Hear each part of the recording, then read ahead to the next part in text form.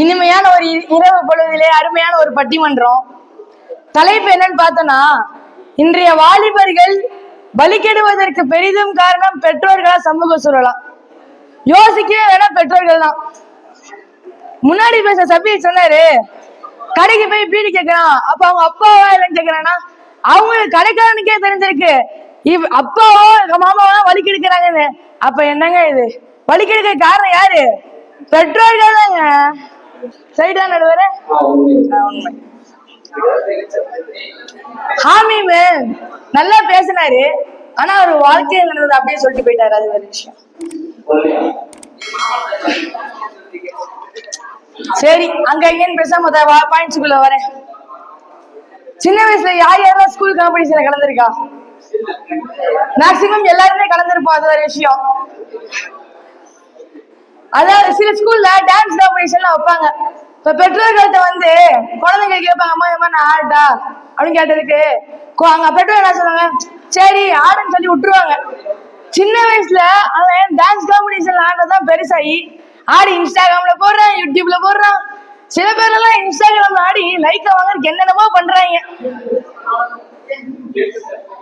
அந்த சின்ன பிள்ளைங்களுக்குலாம் பெற்றோர்கள் அரையங்க வரையமா ட்ரெஸ் போட்டு விடுவாங்க. சின்ன வயசுலயே ஒழுங்கா ட்ரெஸ் போட்டிருந்தா பெருசாகி ஒழுங்கா ட்ரெஸ் பண்ண அவசியம் இல்லைல்ல. அதான் ஒரு பழமொழி சொல்லுவாங்க, தொட்டில் பழக்கம் சுடுகாடு வரைக்கும்னு.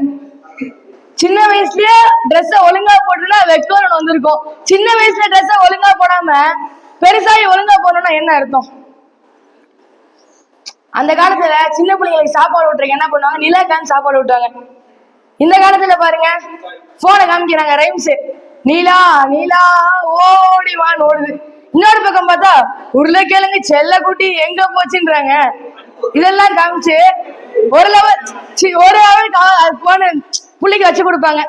அந்த புள்ளி அப்புறம் அடம் முடிக்க ஆரம்பிச்சிடும், போன் வேணும் போன் வேணும்னு. இன்னும் சில புள்ளிங்க எல்லாம் அதே யூடியூப்குள்ள போற அளவுக்கு இதாயிடுச்சுன்னா பாருங்க, அப்புறம் பெருசாயிருது. ஒரு பையனோ பொண்ணோ வந்துருது, பெருசாயிட்டோம்னா போன் என்ன ஒத்த கால நிக்கிறான்.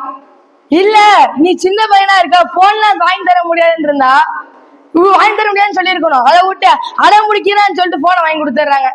போனை வாங்கி கொடுத்துட்டு அவனுக்குன்னு ஒரு ரூமு. அங்க பார்த்தா அவன் போன்ல என்னென்னலாம் யூஸ் பண்றான்.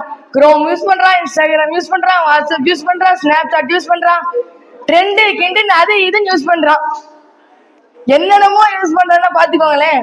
அப்ப இந்த இடத்துல வலிக்கிடுவதற்கு காரணம் யார்? நடுவரை யாரு காரணம்? பெற்றோர்கள் தான் காரணம். என்ன நடுவரை நீங்க? ஃபர்ஸ்ட் சமுதாயம் என்ன? தாய்மார்களும் தந்தைமார்களும் சேர்ந்து வரதாங்க சமுதாயம். ஆதம் அலைஹிஸ்ஸலாம் ஹவ்வா அலைஹிஸ்ஸலாம் சமுதாயம் உருவாயிருக்குமா நடுவரே? ஆதம் அலைஹிஸ்ஸலாமும் ஹவ்வா அலைஹிஸ்ஸலாமும் இல்லைன்னா இந்த சமுதாயம் உருவாயிருக்குமா? அப்ப சமுதாயமே பெற்றோர்கள் மூலம் தான் உருவாயிருக்கு. சின்ன வயசுல பிறந்த நாள் அப்ப கேக் வெட்டி ஒரு பக்கம் பல்லாம் வெடிப்பாங்க. சின்ன வயசுலயே செலிப்ரேஷன் ஒரு கொண்டு வந்துட்டாங்க. ஒரு 10 வயசு 15 வயசு வரைக்கும் கேக் வெட்டுறாங்க. அதே காலேஜ் போயிட்டேன்னா ஃப்ரெண்ட்ஸ் கூட மாப்பிள்ள பெட்டி வாங்கிய செஞ்சுக்கிறான். என்ன பெட்டி? சரக்கு பெட்டி வாங்கிய செஞ்சுக்கிறான். சின்ன வயசுலயே செலிப்ரேஷன் ஒண்ணு கொண்டு வந்தனாலதான் பெரிய வயசுல செலிப்ரேஷன் பண்ண என்ன ட்ரெண்டையே மாத்துறான். இந்த இடத்துல செலிப்ரேஷன் கொண்டு வந்த யாரு? பெற்றோர்கள் தான் நடுவரு. என்ன நீங்க இங்கிலீஷ்ல அழகா ஒரு டைலாக் சொல்லுவாங்க, childrens do whatever parents do. பெற்றோர்கள் என்ன செய்வாங்களோ அதுதான் குழந்தைங்களும் செய்வாங்க. பையன் முன்னாலும் ஃபுல்லா போதை, பீடி அடிக்கிறாங்க, சிகரெட் அடிக்கிறாங்க, ஆஞ்சு போடுறாங்க, பொடி போடுறாங்க. சில வீட்டுல என்ன பண்றாங்க, பையனையே வாங்கிட்டு வர சொல்றாங்க. இதெல்லாம் பண்ணிட்டு பையனை மட்டும் போதை பழக்கம் யூஸ் பண்ணாத அப்படின்னா எப்படி? பையன் முன்னாடியே பெற்றோர்கள் பண்ணி போட்டு யூஸ் பண்ணாம இருந்தா எப்படிங்க? அது இல்லாம நிறைய வீட்டுல பொய், பையன் முன்னாடியே பொய் அப்படி பேசுறது. பேசி போட்டு இந்த மாதிரி நீ பொய் பேசக்கூடாது, நல்ல பையனா இருக்கணும்னா பையன் முன்னாடி பொய் பேசினாதான் பையனும் பொய் பேசுறான்.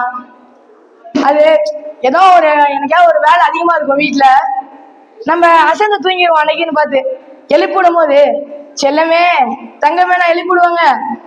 ஆனா மூதேவி எரும மாடு எந்திரிச்ச உடனே அசிங்க அசிங்கமா திட்டுவாங்கல்ல. அப்படி திட்டும் போது கெட்ட வார்த்தை நம்மளுக்கும் தெரியுது. பசங்க வந்து கெட்ட வார்த்தை பேசுறது இல்ல, அவன் கேட்ட வார்த்தை தான் பேசிட்டு இருக்கான்னா பாத்துக்கோங்க. உதாரணத்துக்கு டியூஷன் எடுக்கிற உங்க வீட்டுல ஒரு 4 பேர் வராங்க. வந்து நம்ம டியூஷன் எடுக்க போறோம், உங்க பையனை சேர்த்து விடுங்க அப்படின்னு கேட்டா என்ன சொல்லுவாங்க? என்ன டியூஷன் எடுக்க போறீங்கன்னு கேட்பாங்க. அவங்க சொல்றாங்க கொலை, கொள்ளை, திருட்டு, காதல், விபச்சாரம், இதெல்லாம் எடுக்க போறேன்னு சொன்ன வீட்டுல என்ன சொல்றாங்க, அடி விளக்கமாறு நாயேன்னு சொல்லுவாங்கல்ல. அவங்க எதுக்கு படத்தை காமிக்கிறாங்க? படத்திலே இது எல்லாமே அடங்கிடுது இல்ல. ஒரு ஆர்மி ஆபீசரு லீவுக்கு வரான். வந்தப்ப என்ன ஆகுது, கல்யாணம் பொண்ணு பார்க்க கூட்டு போயிடுறாங்க. அவனும் போறான். பொண்ணு பிடிக்கலன்றாங்க, சரி போயிட்டான். பொண்ணு அப்பா முன்னாடி வந்து சலார்னு கரணத்தோட ஒரு அடி அடிச்சுட்டு, நான் உன பொண்ணு பார்க்க சொன்னேன்னா அப்படின்னு கேட்கறான். கேட்கிட்டு அவங்க அம்மா சொல்றாங்க, சின்ன வயசுலயே நான் அடி அடின்னு சொல்லி வளர்த்துனீங்கல்ல, இப்ப அடி வாங்க அப்படின்றாங்க. அது மட்டும் இல்லாம பார்ட்டி காசு கொடுங்க, காசை பிடிங்கிட்டு போகுது.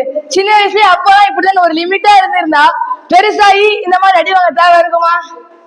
சின்ன வயசுலயே அடி அடின்னு ரொம்ப இது பண்ணி கடைசியில பெருசாகி என்னதான் வந்து நிக்குதுன்னு பாருங்களேன். ஒரு குட்டி ஸ்டோரி என்னன்னா, ஒரு கைதி வந்து தூக்கு மடையில் நிக்கிறான். ஏன்னு கேட்டா, இந்த மாதிரி கடைசி ஆச்சு கேட்கறாங்க, எங்க அம்மாவை நான் பார்க்கணும் அப்படின்றான். அவங்க அம்மாவை கூட்டு வந்தோடனே அடிச்சிடறாங்க அம்மாவை. போலீஸ்காரங்க ஏன்டா அவங்க அம்மாவை அடிக்கிற அப்படின்னு கேட்டப்ப அவன் சொல்றான், இந்த மாதிரி நான் சின்ன வயசுல இருக்கும்போது ஸ்கூல்ல பென்சிலு நோட்லாம் திருடிட்டு வருவேன். எங்க அம்மா என்ன பண்ணாங்க, ஒண்ணுமே சொல்லாம அப்படியே விட்டாங்க. அதே நான் பெரிய லெவல்ல திருடினாலதான் இந்த இடத்துல வந்து நிக்கிறேன். இதே சின்ன வயசுல என்ன திருத்தி இருந்தா இந்த இடத்துல நான் வந்திருக்க மாட்டேன்னு சொல்றான். இன்னொரு கதை ஒண்ணு சொல்லுவாங்க அழகா. 2 குடும்பம் இருக்கு. ஒரு குடும்பம் என்னன்னா ரொம்ப ஏழ்மையான குடும்பம், இன்னொரு பணக்கார குடும்பம். ஏழ்மையான குடும்பத்துல பிறக்கிற பையன் வந்து இந்த மாதிரி அப்பா எனக்கு அது வாங்கினாங்க இது வாங்கினாங்கன்னு கேட்கறான். அப்ப அவங்க என்ன சொல்றாங்க, இல்ல என்கிட்ட காசு இல்ல அப்படி இப்படின்னு சொல்லி விட்டுறாங்க. அதே பணக்கார குடும்பத்துல பிறந்த பையன் இருக்கான்ல, அவன் கேட்டதெல்லாம் அவங்க அப்பா வாங்கி கொடுத்துட்டே இருக்காரு. கடைசியில பெரிய ஆனே பார்த்தா பணக்கார குடும்பத்துல பிறந்தான்ல, அவன் சரக்கடிச்சு கஞ்சா கிஞ்சா ட்ரக்ஸ் யூஸ் பண்ணிருக்கான். அது அந்த ஏழ்மையான குடும்பத்துல பிறந்த பையன் நல்லா வாழ்றான்.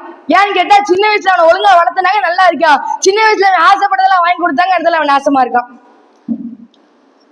கடைசியா ஒரே ஒரு இதை பையனை சொல்லி முடிச்சுக்கிறேன். என்னன்னா, பையன் பைக் கேட்கறான்னு பைக்கை வாங்கி கொடுத்துறது. அதுவும் சின்ன பைக்லாம் இல்ல, டியோ இந்த மாதிரிலாம் வாங்கி கொடுக்கல, ஸ்ட்ரைட்டா R15 டியோக்கு KTM வாங்கி கொடுத்துறது. வாங்கி கொடுத்து பையன் ஃபர்ஸ்ட் சர்வீஸ் போற வரைக்கும் கொஞ்சம் பார்த்து யார்ட்டையும் கொடுத்தா பத்திரமா வச்சுக்குவான்.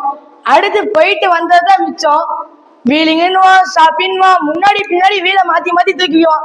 இடத்துல உண்மையா சம்பவம் என்னன்னா, 5 ஃப்ரெண்ட்ஸ் 2 பைக்ல வீலிங் அடிச்சு நேருக்கு நேரா மோதி 3 பேர் பலியாயிட்டாங்க. இந்த இடத்துல அவங்க பலியான காரணம் யாரு? பெற்றோர்கள் அந்த வண்டியை வாங்கி கொடுத்தனால தானே.